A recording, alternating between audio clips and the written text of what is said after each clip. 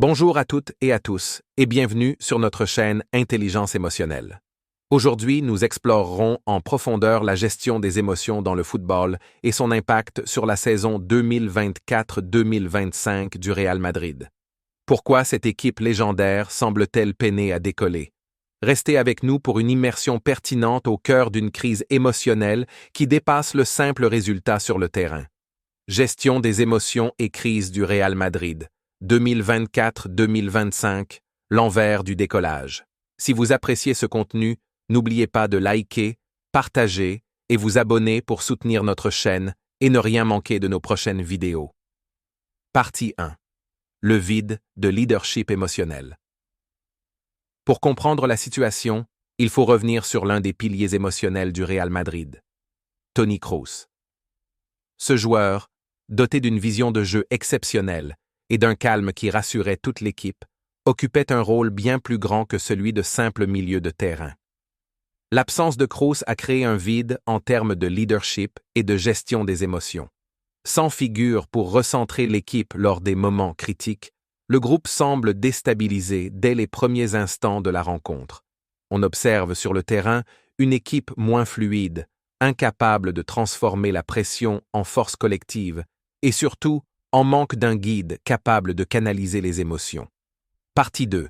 Fragilité défensive et réaction sous pression. Observons maintenant la défense. Les statistiques montrent une tendance préoccupante. La solidité défensive semble altérée, avec une force en berne laissant passer trop d'adversaires. Chaque but encaissé se transforme en un coup émotionnel très lourd, un stress qui se propage dans le collectif, poussant les joueurs à réagir précipitamment et à perdre encore plus leur concentration. Ce cercle vicieux crée une atmosphère où la moindre erreur se transforme en crise, rendant l'ensemble de l'équipe vulnérable. C'est un parfait exemple de la façon dont une mauvaise gestion émotionnelle peut affecter les performances techniques et tactiques sur une durée prolongée. Avant de poursuivre, nous vous invitons à soutenir cette analyse en likant, partageant et en vous abonnant à notre chaîne. Cela nous aide à continuer de vous proposer des contenus de qualité sur l'intelligence émotionnelle appliquée au sport et au développement personnel. Merci de nous accompagner dans cette aventure. Partie 3. Le rôle ambigu d'Ancelotti. Un autre facteur clé de la crise actuelle du Real Madrid est la gestion de l'équipe par Carlo Ancelotti. Reconnu pour son palmarès, Ancelotti se trouve aujourd'hui au cœur des critiques. Son approche, longtemps saluée pour sa rigueur, est désormais perçue comme quelque peu rigide dans la gestion des situations de haute pression. Lorsqu'une équipe cherche non seulement des directives techniques, mais aussi une écoute émotionnelle et un encadrement humain, l'attitude d'Ancelotti semble parfois en décalage avec ses attentes.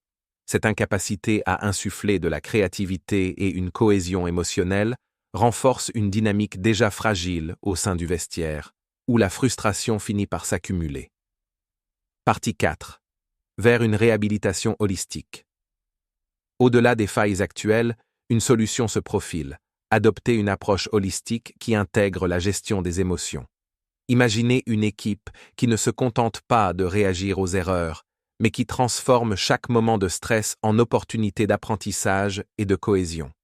Pour y parvenir, il serait judicieux d'investir dans des experts en psychologie du sport, de mettre en place des séances de coaching mental et d'organiser des moments de rassemblement en dehors du terrain. Cette démarche permettrait non seulement de renforcer le sentiment d'appartenance des joueurs, mais aussi de restaurer la confiance collective, un élément nécessaire pour renverser la tendance négative. Conclusion. En conclusion, la saison 2024-2025 du Real Madrid nous montre que la performance footballistique ne repose pas uniquement sur des stratégies tactiques et des compétences techniques, mais également et surtout sur la capacité à gérer les émotions. Le vide laissé par un leader comme Kroos, la fragilité de la défense face au stress et une gestion parfois décalée par Ancelotti illustrent combien la dimension émotionnelle est très importante dans le football moderne. Il est désormais temps pour le Real Madrid de repenser sa stratégie, redonner du sens à l'unité d'équipe en adoptant une approche holistique. Si vous avez aimé cette analyse, abonnez-vous et partagez vos impressions en commentaire. Pensez à activer la cloche de notification pour ne rien manquer de nos prochaines vidéos sur l'univers du football.